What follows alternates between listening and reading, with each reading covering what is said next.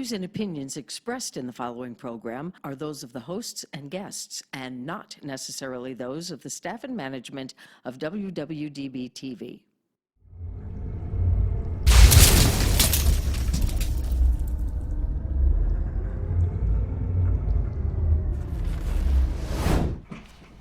Hello, welcome into our neighborhood, Rick and Jack. Let's talk sports with Rick and Jack. Welcome, my friend. Good to see you again this week. Same here, sir. It's good to have our audience with us again this week to get a break and get a little calmness and enjoy our show away from all the political events happening over the last long time, but particularly the last 2 days. So that'll all work itself out. But our interest is our show, right? Yes, sir. How's everything going? Good. What are you thinking about this week? What do you want to talk about? What knowledge should we bring our audience this week? What do you think? Breeders' Cup. Breeders' Cup. Yes, sir. Tell me a little bit about Breeders' Cup. Basically, it's I consider it like the race of the champion. It's championship weekend. You know, these past champions and these really good horses, now they have a chance to really showcase and see. You can see why they were so dominant, and they're going up against other dominant horses. So this Breeders' Cup, there is money to be made. Oh, absolutely, absolutely.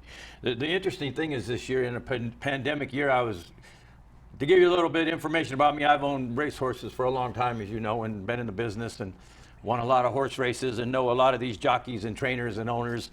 So it's Breeders' Cup is fun for me because every year I make it an event. When I lived in California, I always traveled to Las Vegas for Breeders' Cup, and I've been to most of the racetracks. But Breeders' Cup is the creme de la creme of horse racing, and to me it's the most exciting weekend in sports. I like it more than Super Bowl, NBA playoffs, World Series, NASCAR, the championships this weekend. To me, the greatest event when it comes to sports is horse racing. Breeders' Cup. It's this weekend, Friday and Saturday. 14 races, tons of horses. We've got several, I think it was, 39 international horses coming in. The international flair is always great, particularly on the turf. So they're going to be in. We've got 10 horses coming from England, which are great turf races. And the interesting thing is the percentage of horses that are running this year is up 7% from last year.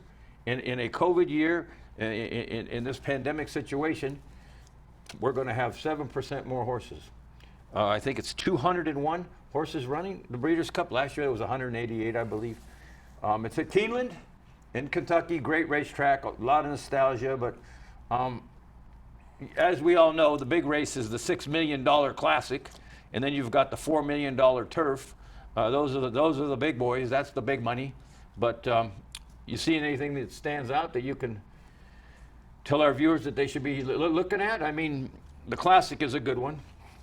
What I like is more along the lines of the jockeys and the trainers. Those combination. You have well put. Like the Ortiz brothers stand out for me. So I look to see what's the odds of the horses that they're riding this weekend. Yeah. And what you say is really, really great information. I've always been a guy who's really watched it prominently. Jockey trainer combinations, jockey trainer owner. I've always looked at that, and I've made a lot of money doing it. But you're so right about the jockeys. The Ortiz brothers, Jose and Irad, are unbelievable. John Velasquez, one of the old veterans. Mike Smith. You got Javier Castellano, another great one. Brian Hernandez. I mean, Saez, another great jockey. I mean, Joel Rosario. Rosfoli from Italy, who came over to Southern California to race at Santa Anita and Del Mar. He's a great turf jockey. But we got a lot of races. We're going to have there's going to be 5 races, all juveniles. All the juveniles, the 2-year-olds, will run on Friday. Five races, and you've got 3 turf races and 2 dirt races, strictly for 2-year-olds. Fillies, mares, colts, geldings, and then on Saturday we've got 9 races where you got the 3-year-olds and up, and man, some great horses. I mean, what's standing out to you? I mean, do you have any like long shots or anything that you'd like to inject for our audience here that's going to be going to make them some money? You said money to be made. where do you see the money to be made? I'm looking at Friday. Let me put my glasses on because that helps. Let's look at some of these races quickly. And, you know, pay attention, get your pen and pencil out, write them down. I think, again, I'll put myself up against anybody when it comes to knowledge on horse racing and things like the Breeders' Cup. So, you know, what do you see in that first race? A 5.5, 2-year-old juvenile sprint, 5.5 furlongs, and that's a lot of horses. 17 horses. And we, like we were talking about earlier, it's like stay away from the outside and concentrate on the middle, because those horses are so young, they'll get spooked easily. So I'm looking at numbers 7 horse Momos, and then after 5, you know, it's 5 o'clock. It's 5 o'clock somewhere, you know. So after 5 stands out for me. Yeah, that's a good one. And that's one of the Ortiz again. The Ortiz brothers will be there. Ortiz brothers are there. Golden Pal, same thing. So those 2 horses actually stand out for me, or 3 with Momos. Yeah, and Jack is right. This is a 5.5 furlong sprint on the turf. Again, you don't get out of the gate, as you bettors know, the race is over. And I always believe with 2-year-olds, anything on the inside, 1, 2, 3 holes is very tough because they're afraid of the rail. They haven't got used to being along the rail. And everything on the outside, you got to be a special horse at 5.5 furlongs to take that race and get around that big, large pack. That's 17 horses. I'm keying in on, and I'll give you some long shots. I'm not going to key in on the favorites. They're supposed to win, but I'm always looking for value. But I like the 10 horse, Bodenheimer, with Brian Hernandez, 8-1. The odds will go down on that horse. I kind of like that one. Bodenheimer, number 10, in the 6th race. My long shot for this race would be, you better believe it, at 20-1, but it's on the inside, and hey, throw $5 on it. Yeah. And see what you can get. Yeah, and the funny thing with me is I'm not familiar with that particular jockey, and I know most of the jockeys in the colony, but I don't know R. Scott. I don't know that particular jockey, so I usually stay away from that. So you don't know Jack, and now you don't know Scott. I don't know Jack or Scott. Anyways, there's a lot to cover. Let's just quickly give out a couple things. Race 7, we got a mile on the turf. Again, 2-year-olds, turf race. Who you like here quickly? Well, you said you like Arvada, and I like that odds. And then again, we have one of the Ortiz brothers with public sector. I like that in the number 4 spot. Yeah, I like that horse. Again, Irad Ortiz, good odds, 8-1. That'll go down. And as Jack said, I like Arvada, who's 12-1 currently. All these odds will change. You'll be watching, or you'll go to your local track, whatever you do. But again, Rasfoli, great turf jockey out of Italy, done really well in the jockey colony in Southern California. And then you got race 8, which is the 3rd of the Breeders' Cup races on Fridays. Again, 2-year-olds, juvenile fillies, 1 mile and a 16th on the dirt. The first 2 are turf races. Now we got a dirt race. Quick pick? Girl Daddy. Girl Daddy. We both have little daughters. Yeah, so it's that That's one. the emotional pick, Girl Daddy. With No, Joey but they're also 6-1 odds of winning, so it's not like legitimate horse. Yeah. It's going to be hard to beat Princess Noor with Victor Espinoza at 9-5. I actually like Vequist, however you say it, Vequist, with Joel Rosario at 8-1. That's who I'm going for, the number 2 horse. In the 9th race, we go back to the turf, mile on the turf.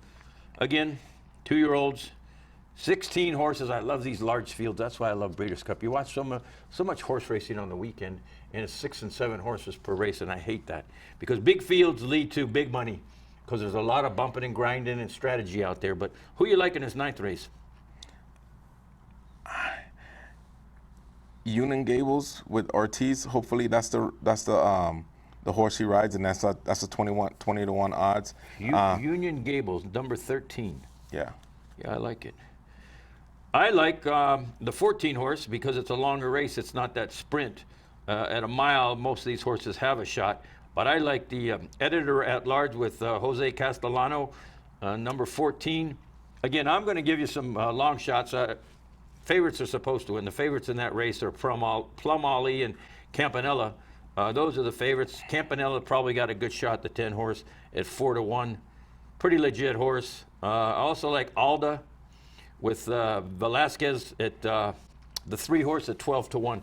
So again, I'm going to give you some value. And then the last Breeders' Cup race of the day, of course, they have a full card before the Breeders' Cup races, but the 5th race on Friday, again, five 2-year-old races, is another dirt race at 1 mile and a 16th. 14 horses, a lot of strategy there. Yeah, that's going to be an interesting race. What do you think? Keep me in mind. Again, Keep me in mind, man. You're going for big balloons. no, I keep gravitating to Ortiz, so the Ortiz brothers. So If they have a good day, you're going to have a good day. I hope so. That's all I can tell you. If the Ortiz brothers have a good day, you're going to have a good day. I know you love those guys, and for good reason. Yeah. I mean, Irad is, as far as I'm concerned, the very best jockey out there. And there's a lot of great ones. God, I mean, there's so many good jockeys in these races. In that race, what am I going to do here? I think I'm going to go with King Fury, Brian Hernandez, 15-1, number 2 horse. I also like Essential Quality, the 5, with Luis Saez, another great jockey. My God, what talent! What talent! Great horses and also great trainers, still are jockeys. So this is going to be a fun one. It's going to be a fun one. There's a lot of value there. That's Friday. Let's jump into Saturday real quick. And Saturday we got 9 Breeders' Cup races in addition to the rest of the card they have. I think they have 5 races before the Breeders' Cup, and then they have 9 Breeders' Cup races. So 14 races. Bring your pocketbook, bring some money. Hopefully you hit on Friday and you can have a big day on Saturday. I've had some of those days where I've had a big Friday and didn't do anything on Saturday, and vice versa. So you just give it right back. Give it right back. But I've had some good Breeders' Cup memories, believe me. The first Breeders' Cup race, and I think on the West Coast you got to kind of tune in early because in Kentucky they're 3 hours ahead of us. So 7:15 first race. Yeah, I mean early. 7:15 in the morning, race number 1. Yeah. But the first Breeders' Cup race I think is around 10:30, 11. But again, we're looking at a 5.5 furlong on the turf, 3-year-olds and up. It doesn't matter, filly, mare, colt, gelding, they all can race. This is another big field, 5.5. Watch out for the outside, it's really tough. Who do you like here? I really don't have a favorite. I'd gravitate right back towards the Ortiz brothers. Yeah, you're going to go. You're going to make it or break it with the Ortiz brothers. Yeah. Well, beyond that, now when you go the other races, now you'll see the common or the horses that were in the derbies. The 3 legs of the Triple Crown. You'll see them racing again. You got a lot of Triple Crown horses in this race. It's not necessarily the Classic too. So that's good. So.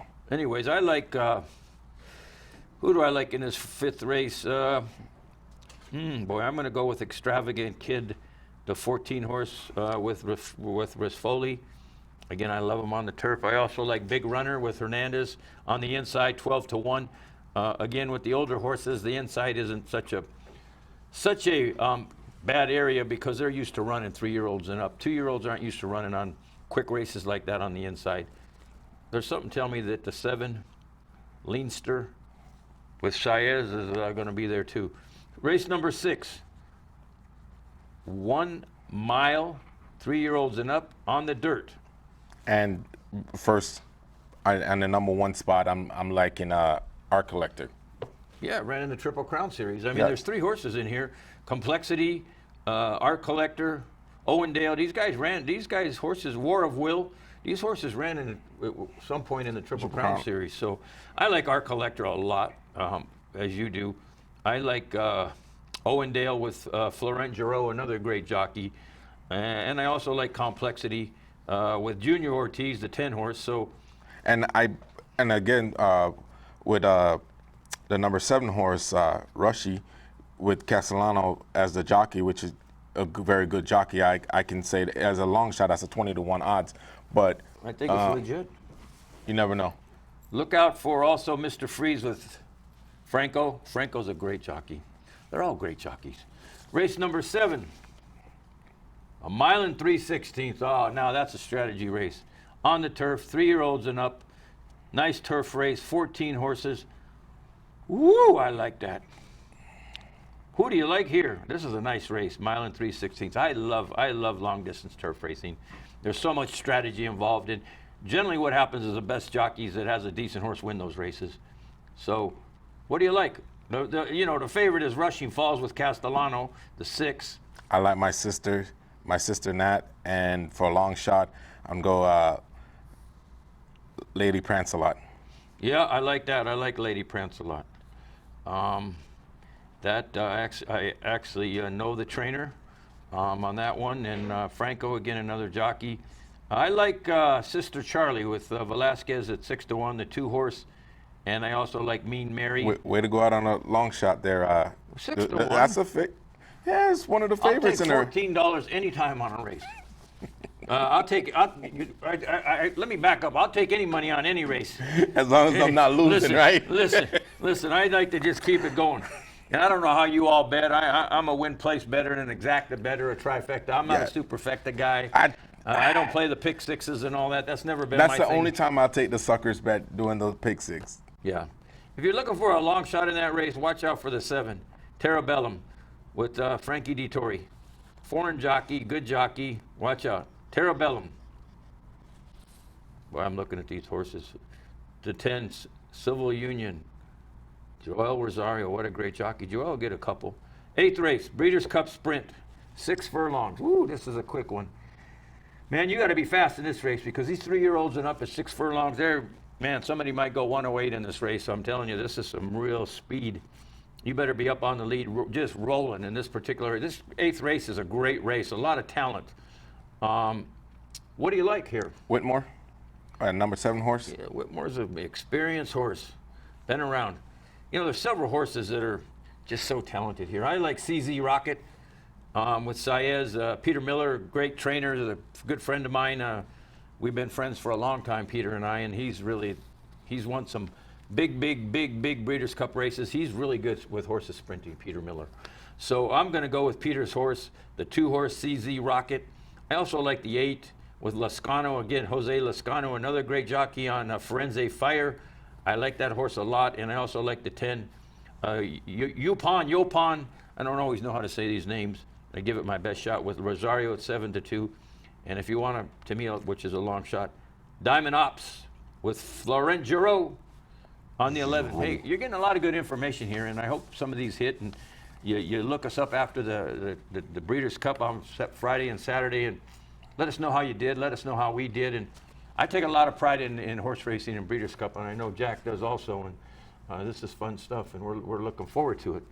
On to another great race. Man, these races are great. The mile on the turf, 3-year-olds and up, Breeders' Cup mile. Who do you like here? Digital Age, Castellano again, 8-1. The jockey. Yeah, I like it. I like the horses in the middle. Just for some reason, I just feel that they run. It's an easier ride for them, and having an experienced jockey. So it's like I'm going for the favorite in that sense, but I'm trying to make money. Yeah, it's a legitimate thing with this many horses. What I find in a lot of these big, long turf races, mile and above, you get a lot of horses that stay out of the traffic on the outside. And if they got anything, they come running down the middle of the track. And a lot of these outsiders do well. As a matter of fact, I'm going to give out a trifecta and a superfecta here. I don't do it often, but in this particular race, I'm going to give you something. I'm going to bet the 13, 14, 15. Factor this, Raging Bull, Order of Australia. And for my super, I'm going to go 12, 13, 14, 15. I actually like the horse to win that race, Uni with Rosario. But, I'm look at this, 11, 12, 13, 14. Wow, they all got decent odds. And then you go up in the 2 horses. Kamiko has got a shot. But I like something on the outside in this race. So I don't know your combination because the 15 at 30-1, I don't know if he's going to get there. But I really think the 11, 12, 13, 14 is a good bet. And, you can throw in whatever you want. But as I look it over, you got 4 legitimate horses on the outside here. What do you like? What do you think? You think I'm crazy and too many outside horses here? No, well, their odds again, it's 15 in there. So, but these are, in a sense, more mature, older horses, so they're used to it. So we'll just see. Again, you picking number Raging Bull with Ortiz brother again. Riding. Yeah. Giroux again, a very Giroux, what a great jockey. a good jockey. So you never know. It's just 15 coming in as a long shot. Well, I'm throwing him in there with my super. As I say, Yeah, if you're gonna do that, then throw Digital Age in there. I'm gonna throw him in there. I don't have that much money. I'm not gonna bet $400 on a super. I'm gonna bet a $2 super, and I'm definitely gonna bet it 11, 12, 13, 14, 15. I'll throw 5 in there. It's a lot of money. But as I look at it, I may drop that 15 and just go 11, 12, 13, 14 as I look closer. But something, I think your horse Digital Age has a great shot. I'm just looking at values. I mean, there's some good horses in here. The 2 has a legitimate shot. The 5, yeah, I mean, it's a good race. Race number 10. Swiss Skydiver. Swiss Skydiver. At number 5. That name sounds familiar, right? Sure does. Preakness winner. Beat the boys, a filly against the boys. Now, this is what's happening. It's going to be fillies and mares. So, I mean, I have no other pick in this race besides Swiss Skydiver. The horse is going to be going 1 1/8, perfect distance. Won the Preakness. Not going to run in the Classic. It's going to run in this. This is a $2 million race. It's running in that. I mean, that's a lot of money, $2 million purse. But Swiss Skydiver not going into the Classic against the boys. Going to stay in with the fillies and mares. 1 1/8. Swiss Skydiver and Monomoy Girl, 2 unbelievable horses. 5-10. The fight will probably be a 5-10 exacta. Throw the 1 in there. CC, I like a lot with Velasquez. 1-5-10 is what I'm looking at. I like it a lot. Horologist is pretty good with Junior Alvarado. He's going to get some kind of something going. Another great jockey, the 4. Superfecta, 1-4-5-10. I'm starting to give out big bets now. Anyways, what do you like there? Swiss Skydiver, right? Yeah, either that or Lady Kate right there next to. Yeah, Gaffley, good jockey. That's a good one. I like it. Monomoy Girl, again, is the favorite. They're going to be co-favorites, Swiss Skydiver, Monomoy Girl. Giroux as the jockey too, so should be a good one. On to the Turf Classic, which is the big race before the Classic, $4 million race, $4 million purse. You got 1.5 miles, which again is a classic. Not a lot of horses can run 1.5 miles. You got 10 horses here, 3 and up on the turf. Woo. Who you like? Who you going with? I'm going.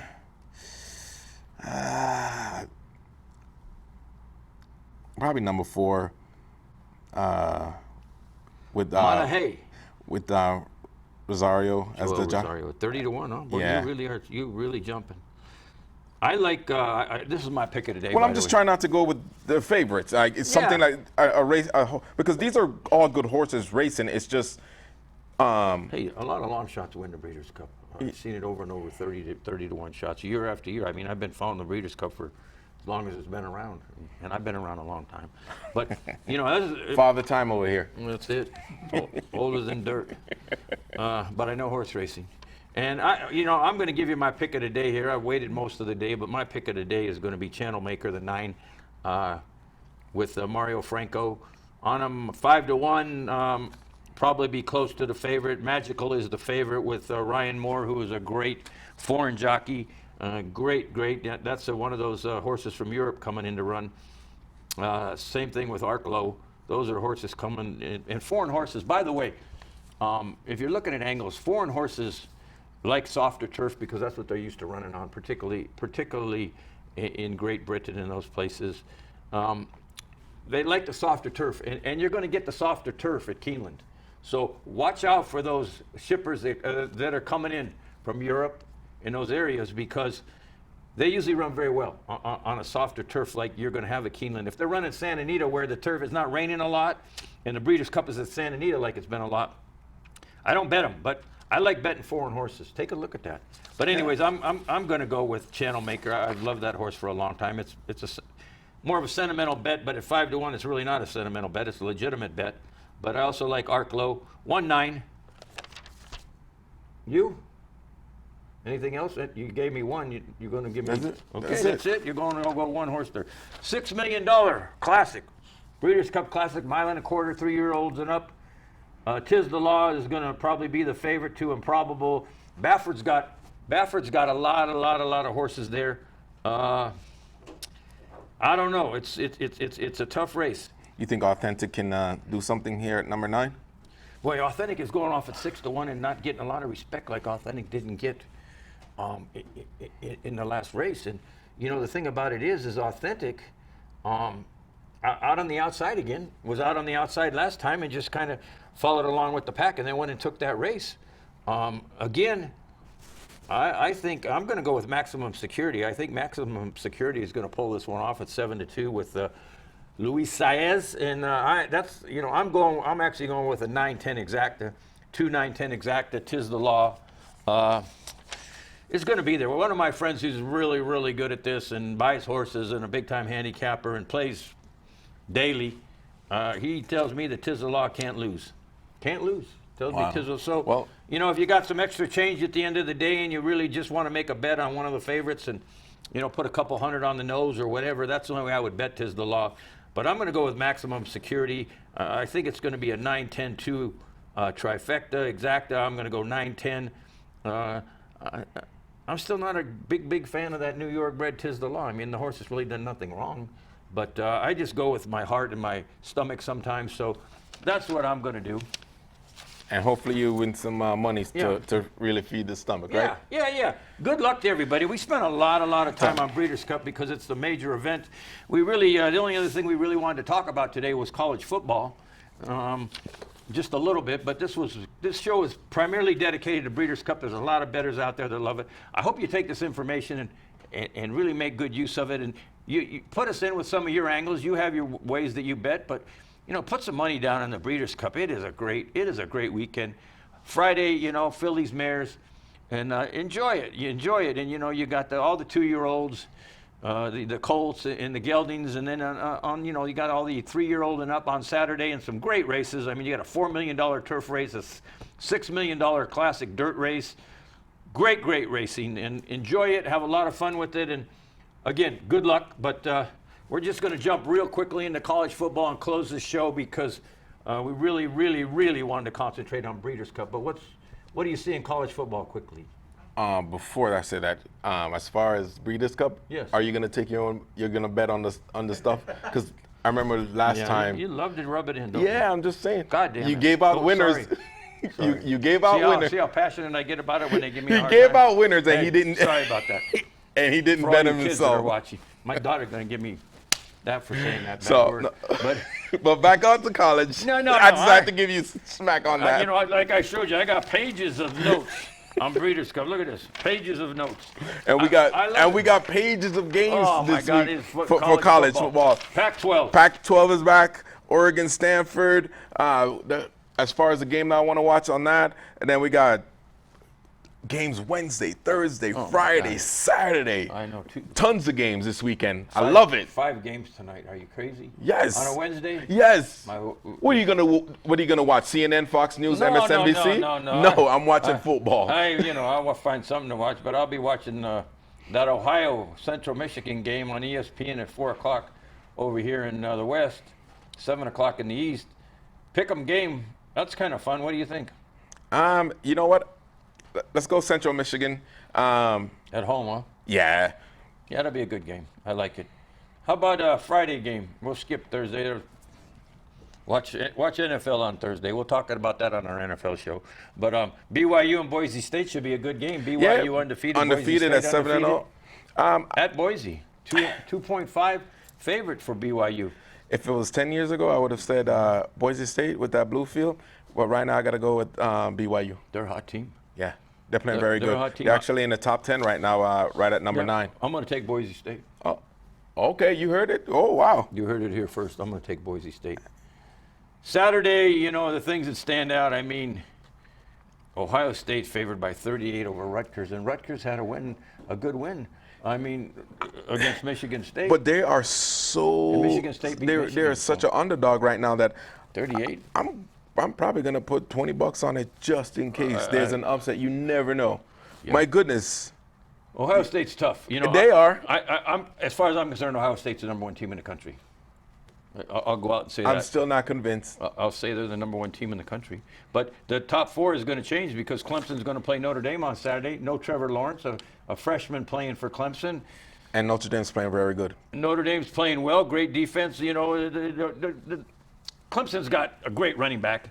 You know, Etienne is just an incredible football player. He won that game for them when they got behind last week. I mean, the kid had 4 touchdowns and 261 yards. I mean, come on. He could have gone out after his junior year, but he's one of those kids that said, I'm going to stay my senior year. And I'm telling you, his stock has gone up. I think he's the best running back in college football.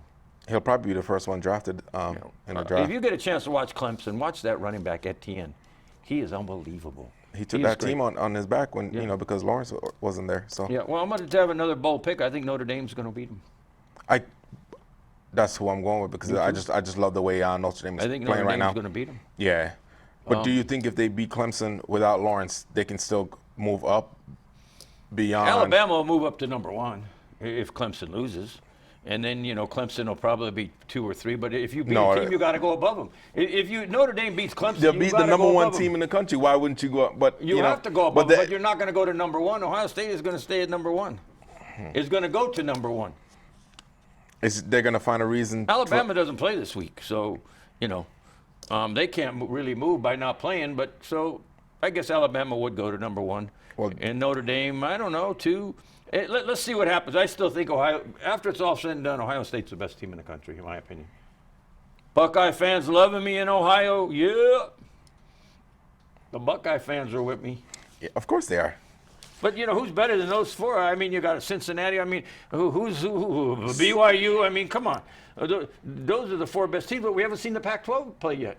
Exactly. I mean, they got a great coach. Like I told you. They got a great team in Oregon. They may have a great year. They're going to kill Stanford.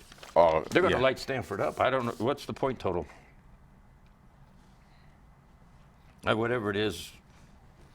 What do we got here? Stanford, 10.5, getting 10.5 at Oregon. Oregon wins by 21 or more. Oregon wins by 21 or more. What do you think? Yeah, because those boys are been ready to play, and they finally get to play. They're going to come out, lighten it up fast. So Oregon's got a shot to be a top 4 team in the championship. I don't think they play enough good teams for that to happen. Yeah, because the Pac-12 is not as strong. What's USC got this year? They're favored by 11 at home against Arizona State. I can't imagine SC being favored by 11 over anybody these days.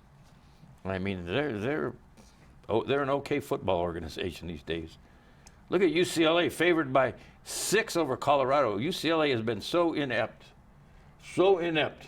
under Chip Kelly, who, you know, the great Chip Kelly that put that Oregon offense in and then went to Philadelphia Eagles and blew it there, and then went to the 49ers and blew it there, and ended up at UCLA and blowing it there. So how much longer is Chip Kelly going to be a head coach in I think he'll turn it around. It's just a matter of time before you think the Bruins are going to turn it around? Yeah, because he's in the process of recruiting his own players and being able to build his style of offense in the way he wants to play. So the only thing sucked that I did not like what he did was the fact that he went back into the Pac-12, go to another conference. Yeah. That was kind of funny. What a bad experiment going to the pros, huh? With Chip Kelly. It worked out. The guys bought into it, but the NFL watched so much film. Eventually, they caught up to it. It's a different game. I mean, you look at even Saban, Nick Saban going to the pros. He really didn't have any success. No, but he's successful. You know who's had the success in the pros is Pete Carroll. Yeah. He had that storied USC football program. Okay. Storied. There were some improprieties there, but we won't talk about that. They won a few national championships. If you watch ESPN, watch the series 30 for 30. Got a few cars, about Trojan few homes. football in those days with Reggie Bush and Matt Leinart and those guys. That's an interesting series on ESPN. It's called 30 for 30. I watched it last night. It's really fascinating about what happened in that program. Did Vince Young come up? Vince Young, he kept them from their 3rd title. I'll never forget it. No, one of the reasons why Pete Carroll is successful and a Saban or Chip Kelly wasn't is that quarterback position. He was not successful until they drafted Russell Wilson, which is a good quarterback. Oh, Russell has gotten better every year. We'll talk Yes. more about that on our NFL show. But, you know, thanks for watching today. Is there anything else you wanted to talk about as far as sports on this sports show? Anything about college football? We really put a lot of time in on Breeders' Cup this time around. So what do you want to add in closing? Just make some money this weekend and enjoy. Watch our next show. Watch our other show. NFL coming up. I was let's just going talk to mention football. that. So Let's talk football. And Jack had a great week in the NFL last week. I sucked. I don't know Jack, and I'm eating a lot of crow alpha last week. But look, watch us on that show coming up. And again, please follow this show, like it, tell us what you think. Breeders' Cup is a lot of fun. We spent so much time on it this week. A little bit on college football. It's like the Super Bowl for horse racing, though. It's to me, it's a thrill. And you know, don't get yourself in trouble with the wife watching too much sports, because between college football, pro football, Breeders' Cup, you could sit there from tonight until Sunday night in a coma. But anyways, thank you. It's been a great show, and please close it for us. All right. Well, see you guys next week. See you next week. Thanks. God bless. Enjoy the Breeders' Cup. Make some money. Make some money. Make some money. Follow us, please. Bye.